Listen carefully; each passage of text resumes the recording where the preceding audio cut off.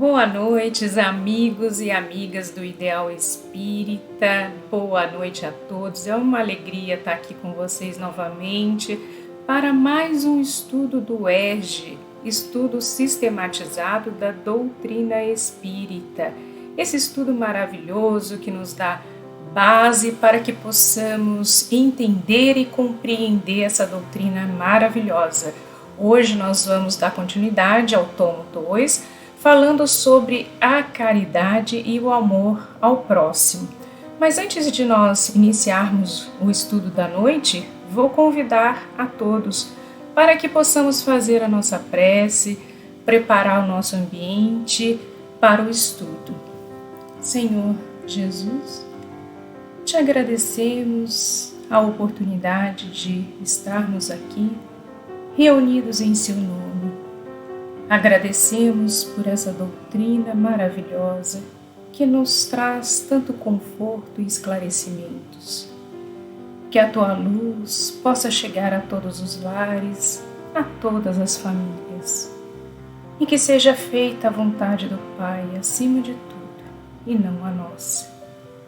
Que assim seja, graças a Deus. Muito bom, meus amigos. Nós gostaríamos de saber se vocês têm interesse em criar um grupo de estudo do ERG. Caso vocês tenham, que vocês possam colocar aí nos comentários para nós, sim, tenham interesse, e enviar em inbox o seu celular para que possamos criar um grupo no WhatsApp. E posteriormente nós vamos marcar um dia, um horário, vamos enviar um link para que vocês possam estar junto conosco para estudar o ERG. Da mesma forma que nós fazíamos lá na casa, no Antônio Martins, de forma presencial. Mas agora nós vamos fazer esse estudo juntamente com vocês, online por enquanto, até nós estarmos retornando retomando as atividades presenciais no Antônio Martins. Então, porque o objetivo do ERG é justamente estudo. Ele não é, formato do ERG não é um formato de palestras, mas sim de estudo. Quando nós estávamos juntos lá presencialmente, nós nos dividíamos em grupos, nós líamos junto e depois nós sentamos sempre juntos para conversar, para dialogar, para ver o ponto de vista de cada um, para que possamos estudarmos a doutrina e as obras básicas. Então esse é o grande objetivo do ERG. E nós estávamos tentando recuperar esse formato agora de forma online. Então nós gostaríamos de saber se vocês têm interesse e se sim, mande o seu contato para que possamos então formar esse grupo e voltar a estudar. Estaremos esperando aí o contato de todos vocês. Caridade. Caridade como Jesus, que foi o nosso modelo e guia, nos trouxe. A caridade apresentada por Jesus tem a benevolência, a indulgência e o perdão. A benevolência é fazer todo o bem que possamos. A indulgência, sermos maleáveis com os erros alheios, não julgar, não ressaltar os erros do nosso próximo, e sim ressaltarmos a virtude. E o perdão, perdoar a falta do nosso irmão, perdoar as nossas faltas. Essa é a caridade apresentada por Jesus. Caridade não se restringe apenas a questões materiais. Ela é importante? Sim. Acalentar a um irmão com um alimento, com um agasalho. Sim, é importante, mas não é a única forma.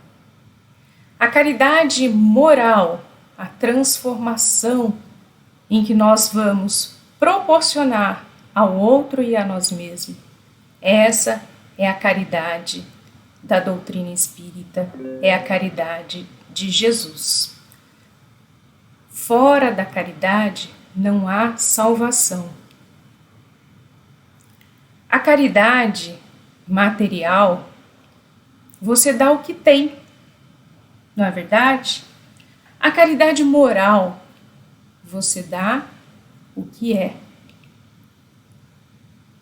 Amar ao próximo, como foi nos apresentado, quando Jesus nos trouxe, é fazer todo o bem que possamos aos nossos irmãos, como gostaríamos que fôssemos também tratados. Esses são os assuntos da noite de hoje. A caridade é amor em ação. Amor é o que você é. Caridade é o que você doa.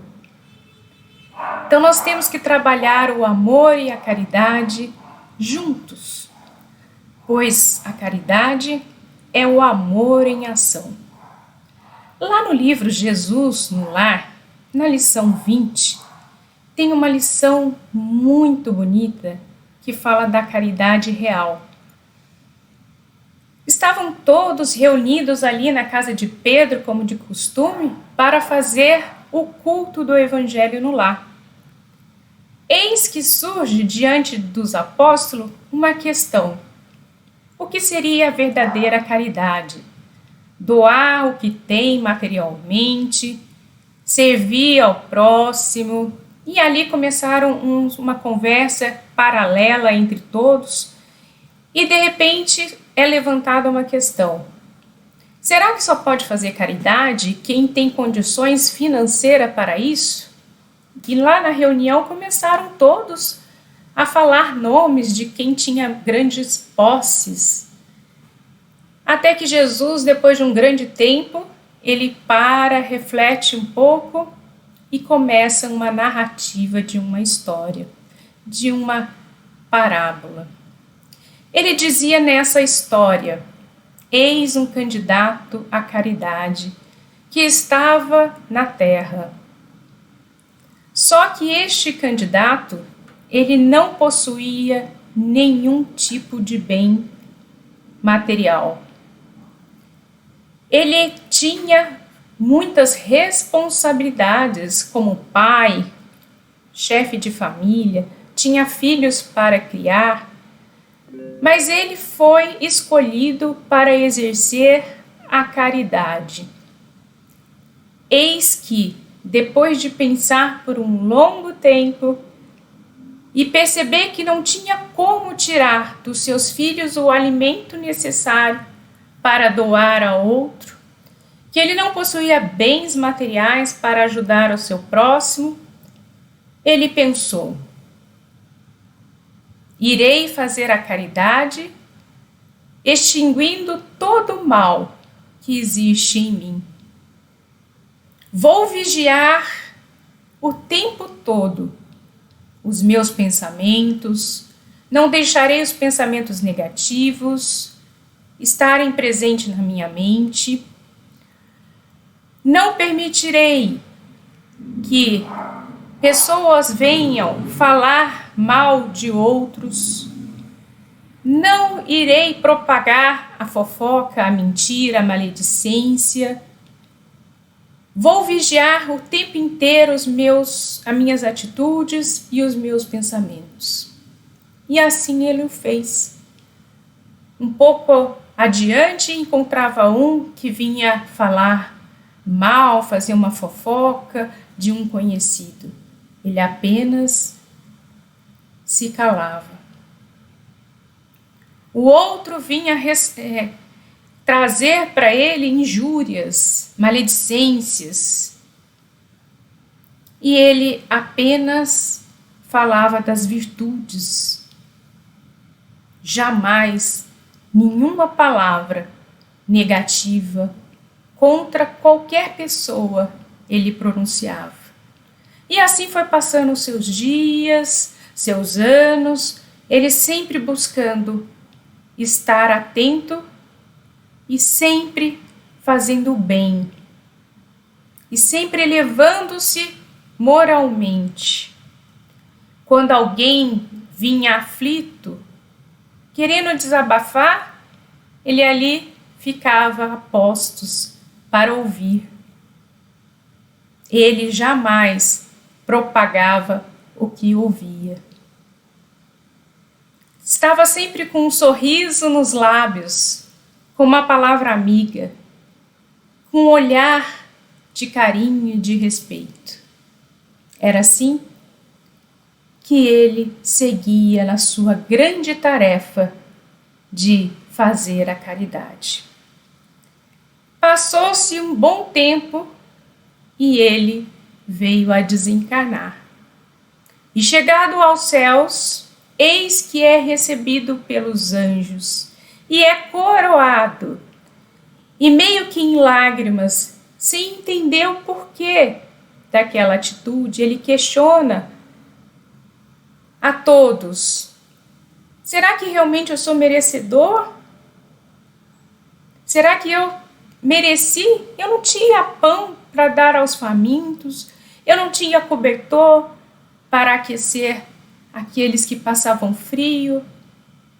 Eis que ali os anjos lhe disseram: você fez um papel importantíssimo, não propagando o mal, não julgando, não fazendo injúrias. Você foi benevolente, indulgente e perdoou os seus irmãos. Eis a grande transformação interior. Eis a grande caridade. Essa caridade que aconchega, que acolhe, que é indulgente, que é benevolente, que é perdão. Eis a grande caridade que devemos trabalhar em nós e nos nossos irmãos.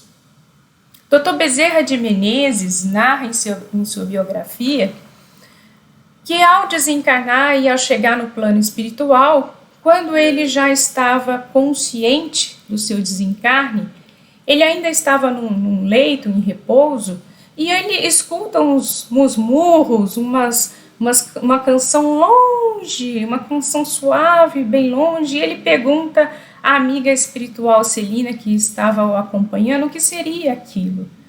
E ela o chama e pede para que ele se levante e venha ver.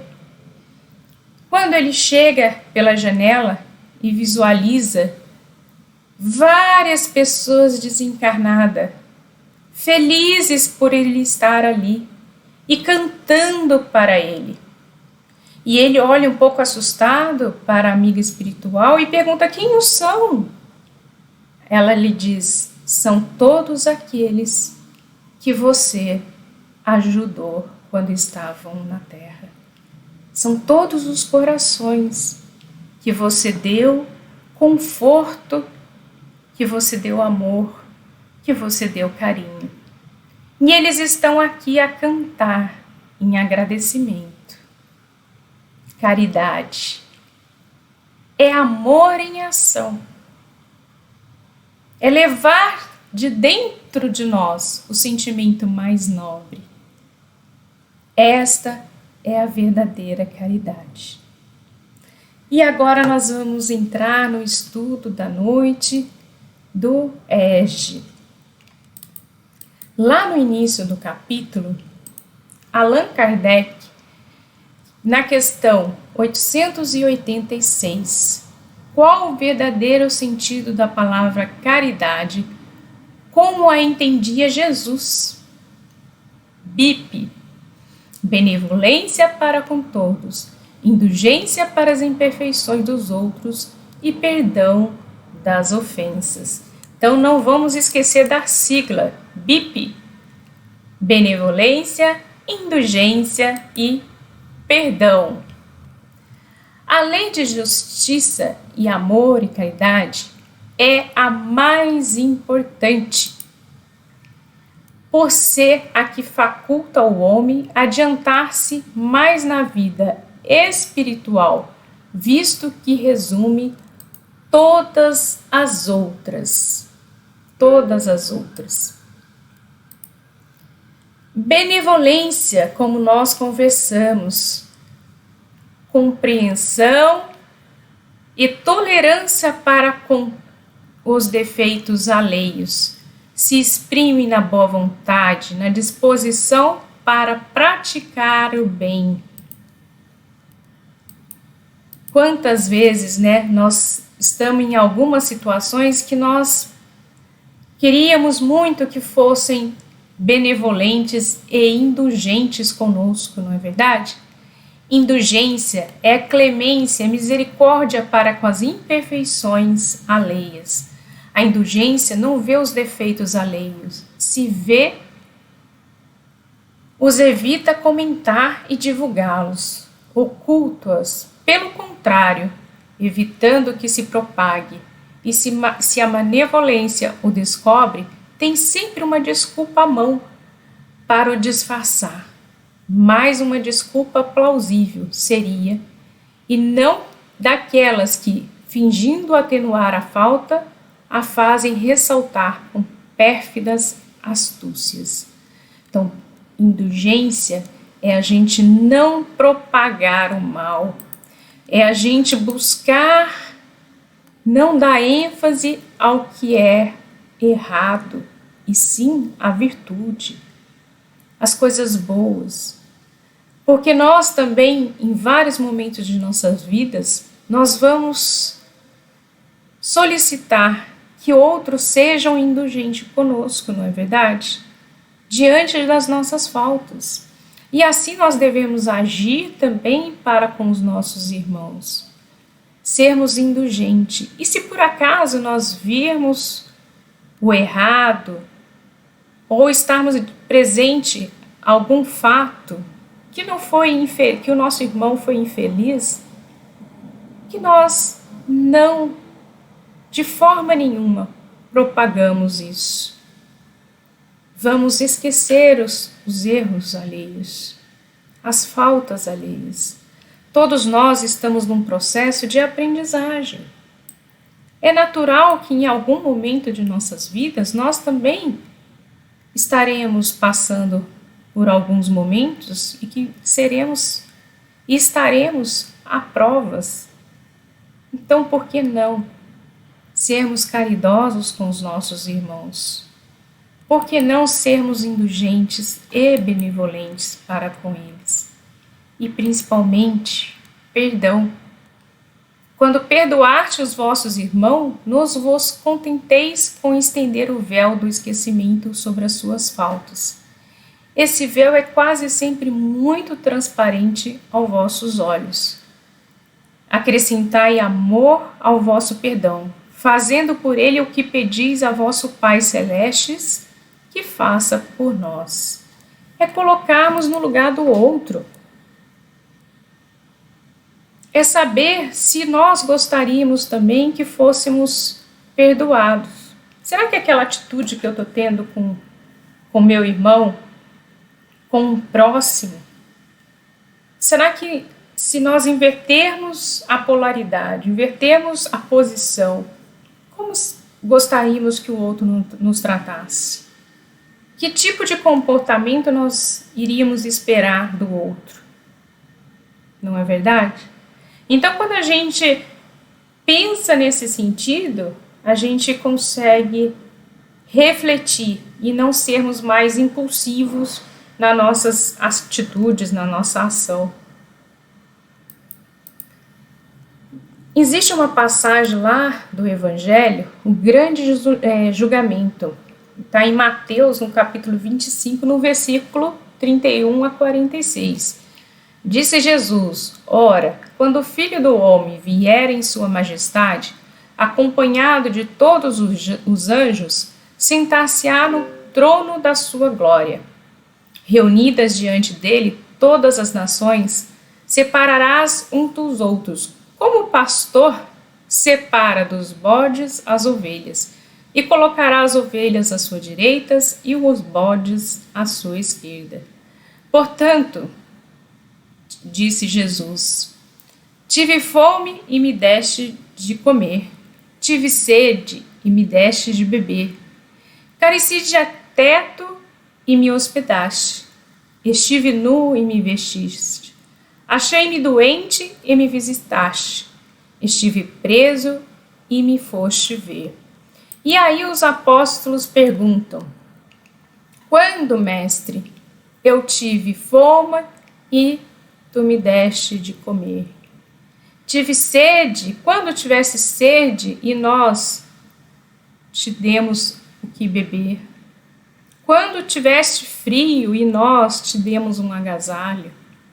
E aí Jesus completa: quando vocês fazem isso a um filho de Deus, a um outro irmão, a um próximo de vocês, é a mim que vocês estão fazendo. Então, esse julgamento, né, o grande julgamento, essa passagem evangélica, ela é bem interessante, que a princípio parece que vai existir realmente um julgamento, né? Mas esse julgamento aqui é o julgamento da consciência de cada um, né? Das atitudes e dos atos que cada um faz, né? Não um julgamento realmente. E aí, aqueles que não me deste do que comer, não me vestisse, não me amparaste, não me visitaste. Quando que nós fizemos isso? Quando não fez isso ao meu próximo, quando não fez isso aos seus irmãos.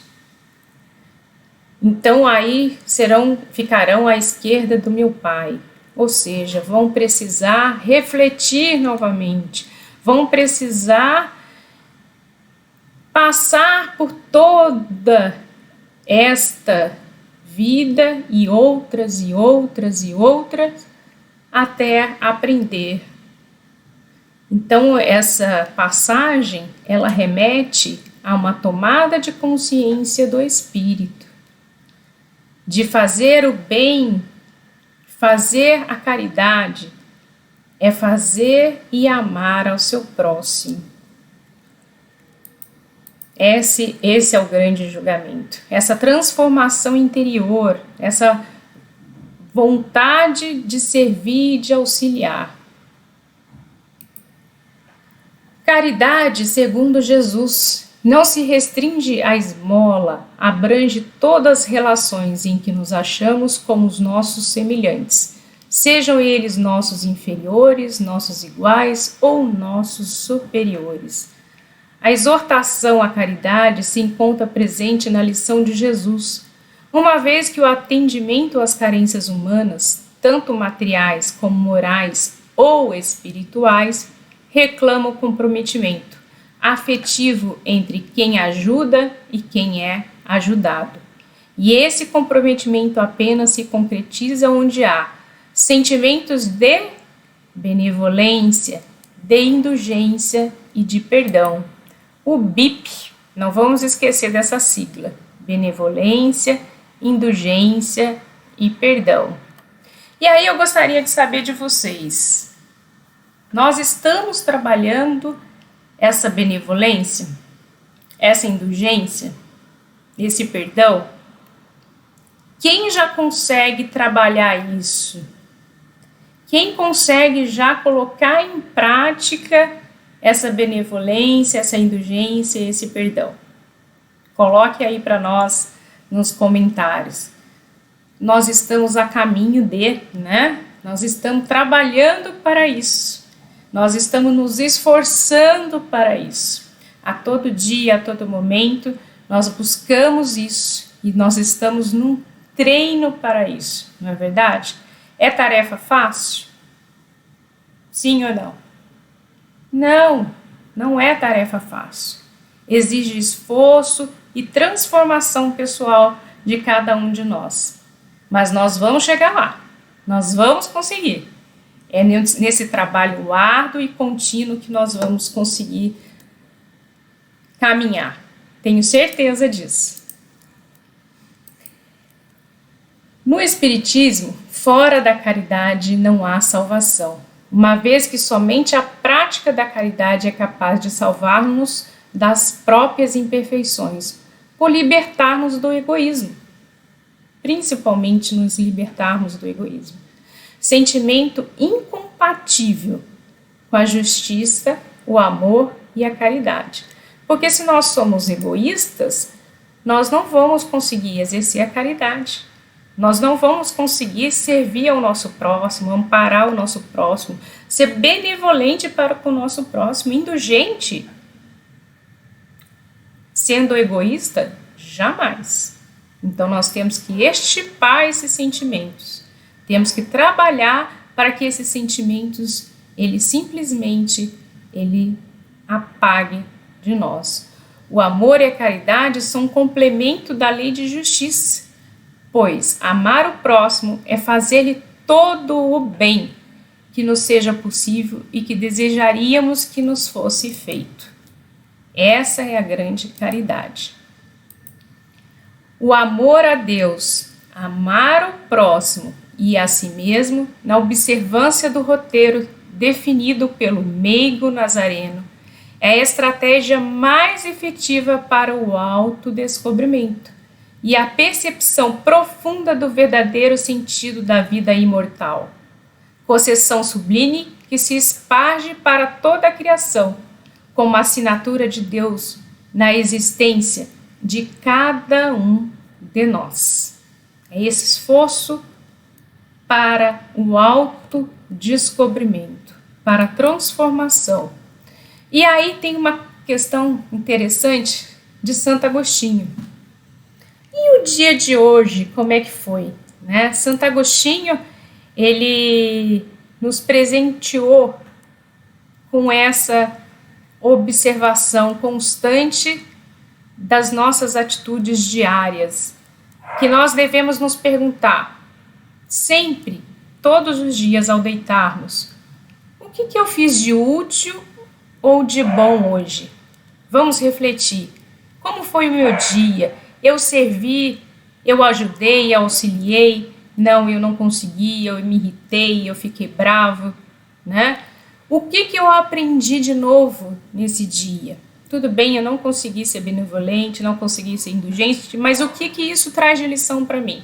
O que eu posso refletir para tomar uma atitude diferente e ser melhor de uma outra vez, né? Vivi com alegria, servir com alegria.